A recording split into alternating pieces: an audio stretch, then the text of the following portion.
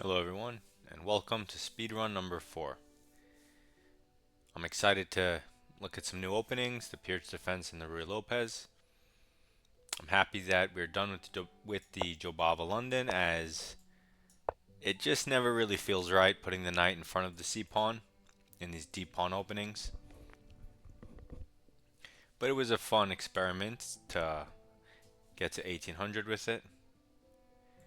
Similarly with the Rui Lopez, I've never played it before, and the reason is the c4 square just always seemed like it made the most sense to me, by far. Once the opponent plays e5, this diagonal opens up.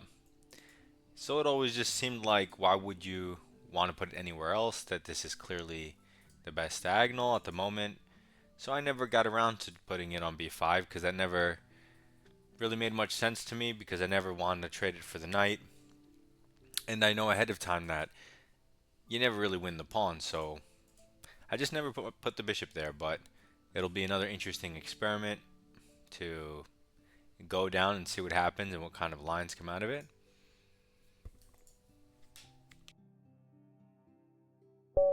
So I guess let's start with 1e4. So much for the Rui Lopez. h5.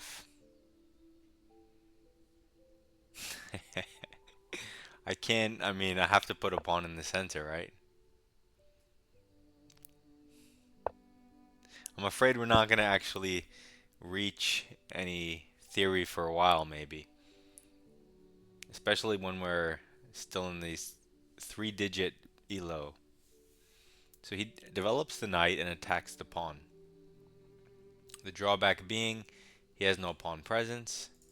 So you know by now that when we can kick a knight, if it doesn't have a good central square, you may say, well, isn't d5 a good central square? But we could play c4. So he goes to the side, and the drawback with this is we can easily kick it again. While improving our position, he has to go to h6. And now we just have a better position, and we could just develop.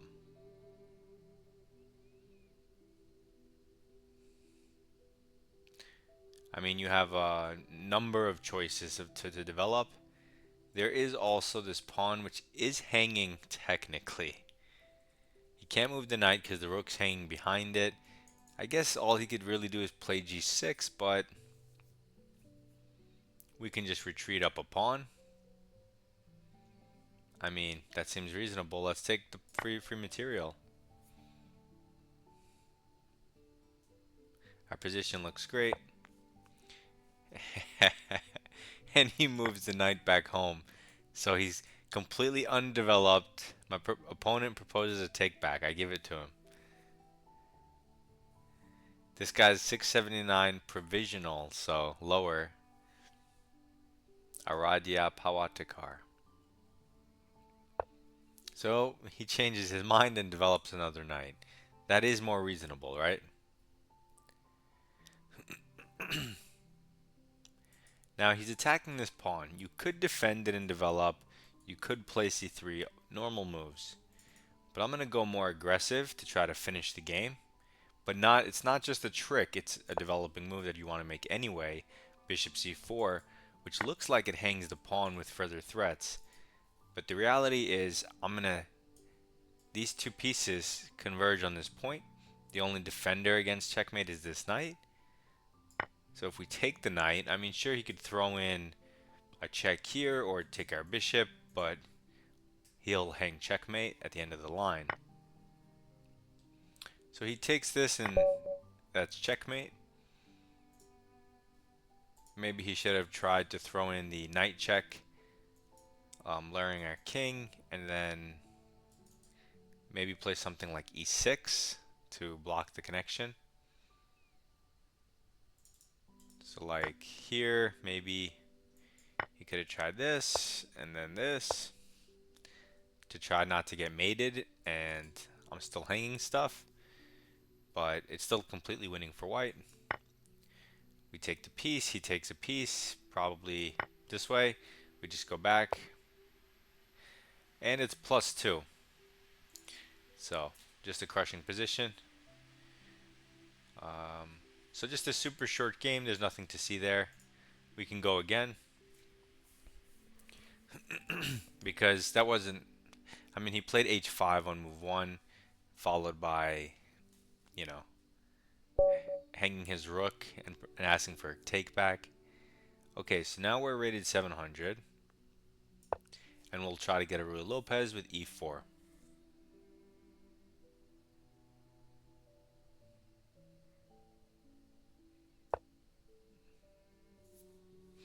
Okay, so we don't get a Ruy Lopez, we get a Scandinavian. There's various ways to play the Scandi, but I'm going to play d4, an aggressive way to play. It's a gambit. And he counter gambits me with e5. So we're definitely out of theory. I have no idea what this is. All I know is the center is going to explode. We both are going to have no problems developing our minor pieces. However, I imagine one of these captures has to be good for me, since I go first. If I take this way, I'm hitting the other pawn twice. That's already good. If I go this way, I get a pawn.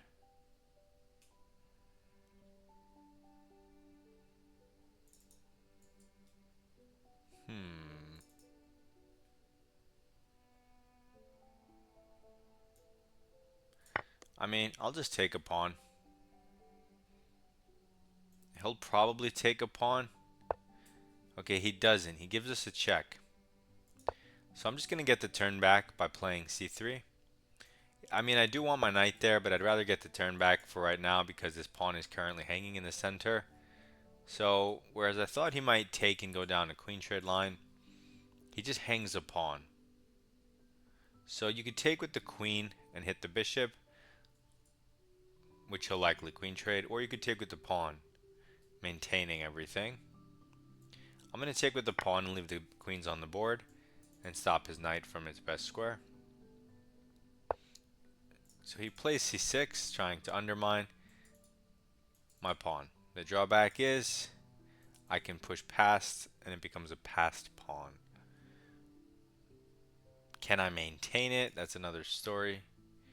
Because here, I don't have any pieces out. It's a bit much. However, I can just continue developing normally and support the pawn that way. It's another option. I'm up 2 pawns, so I don't need to go out of my way to do anything crazy. I'm already just winning. No Ruy Lopez, but I can't really control what they play, right? So he develops the knight, threatens a central pawn.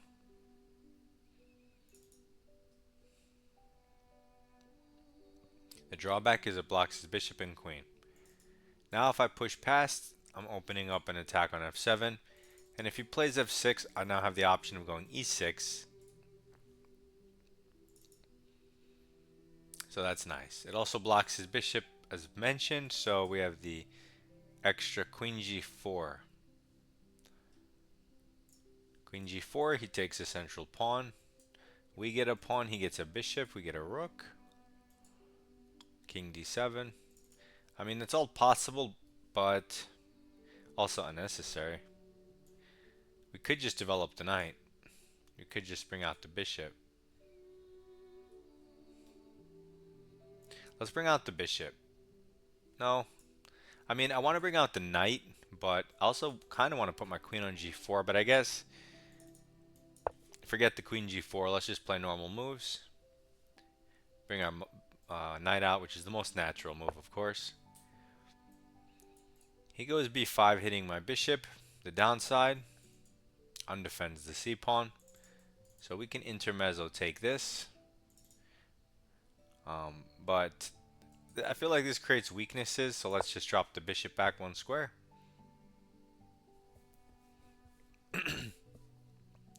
I think this inclusion is good for us, and now he pushes here, which Has absolutely no threat and no effect.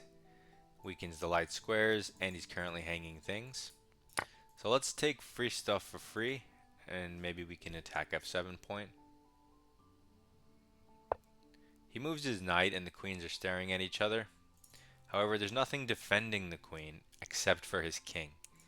This leads me to look for tactics on the F7 square, such as bishop takes, luring the king away. So I could win another free pawn by taking this, and he has to stay in contact with the queen by going to E7. However, that comes with its own problems because I have bishop check here. So he takes the bishop and hangs the queen. His only saving grace would be if he can move this bishop with a check and then take my queen, but my king's on a dark square, so that's not a thing. He does have a weird knight jump with a bishop attack, but the knight jump doesn't come with check or any serious threats, so that's not a thing. He's just down 10 points of material. What did he just take? Okay, and he takes a pawn. Not something I'm concerned about. His king looks like I can bring in a couple pieces with effect. So, which check looks most effective? Let's throw in the knight. Get that in there. He has to go here to G6. My knight's defended. How can we increase the pressure and close the net? Queen over is interesting. Otherwise, H4, he does whatever with this pawn. Whatever, he gets a queen, let's say. H5, he goes here. Let's just keep the checks coming and just see what he does with his king. He'll probably just walk into some type of checkmate. We just got to keep checking him. Okay, he goes in the corner, but now that x-rays, the bishop is x-rayed, so this can't be good. I have a double check. Then he has to go on the diagonal somewhere. Then I get to take the rook with check. I'm not really looking for material though.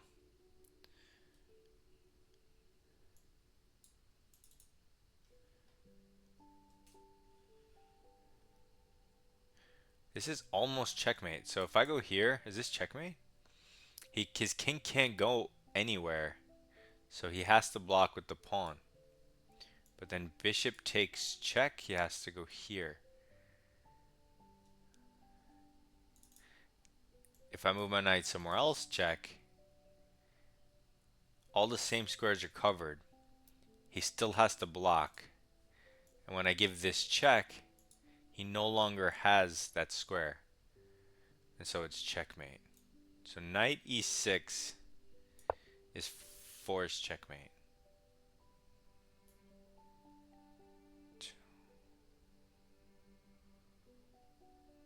Yeah. Forced checkmate in 2. We take it, and that's just checkmate with these 3 pieces. Really cool construction. Get a couple elo points. Here we're more or less starting at 700 instead of 600 because these games are slightly ridiculous, right? So there's that.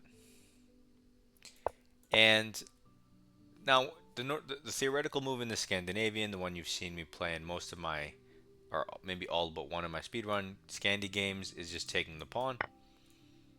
And we go down our normal lines, put the pawn in the center, bring this out. Normal stuff. But in this particular case, yes, the engine called this a mistake because this is, you know, a gambit that sacrifices an entire pawn for somewhat dubious compensation if you're an engine. But I have one speedrun game with this before, trying to play the Von Popiel gambit where he takes. You attack the pawn. The natural response is to defend, right? Then you attack the knight, which is defending the pawn. So the natural response is to defend. Then we play f3. saying if you want to keep that pawn permanently, you can take this right here.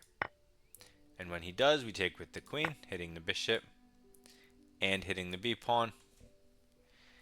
And herein lies our compensation.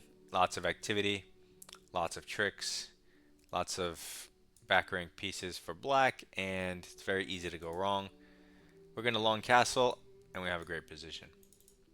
So that's what I tried to do, but he did this crazy counter gambit, which they're saying is just a blunder. So what is the best move? Wow, I'm surprised that the only move is d takes e. I figured like you can't really go wrong no matter what you do. I mean, yeah, all the other moves are fine, but for the advantage, you take this free pawn. Now, if he does take this, I was going to take his queen because I wasn't sure what else to do. I was going to take his queen and then attack his stuff.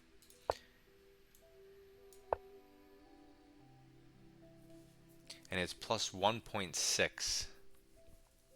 I mean, I'd rather be white. I didn't think it was so, plus 1.6 already. But that's good to know. In case someone else tries this stuff against me.